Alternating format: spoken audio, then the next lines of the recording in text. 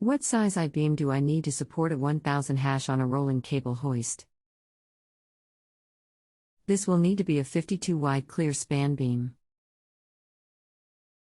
How much bigger I-beam would be needed for a 2000 hash? You are going to have a real problem with a 52 clear span. The beam will have to be very large, unless you can provide some type of lateral bracing to the top flange of the beam along the span. Would you be able to provide any kind of bracing to the top flange?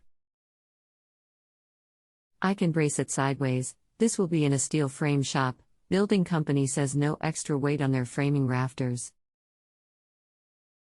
Okay, that can work.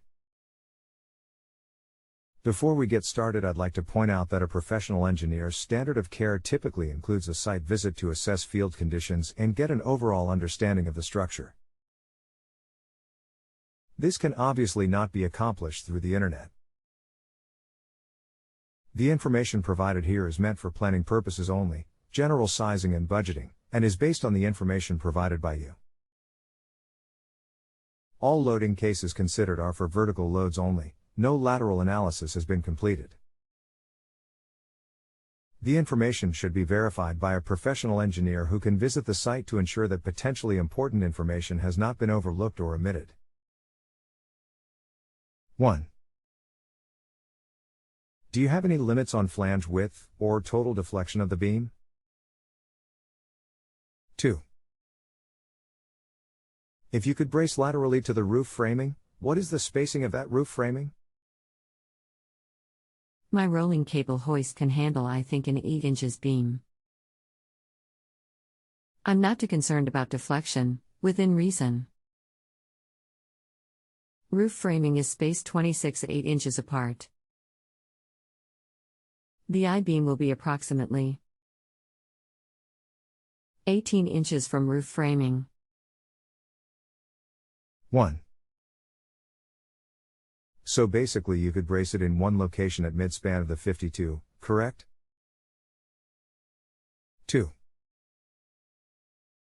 So you are saying you could handle up to an 8 inches wide flange, correct? Can brace at multiple locations. Running parallel to rafter framing. Correct on the flange width. That is even better. Hold on, let me run a few numbers. I will be right back. For a 52 span and a 1,000 pound trolley load, you can use a W10 by 22, 50 KSI, steel beam. The beam is 5.75 wide and 10.125 deep.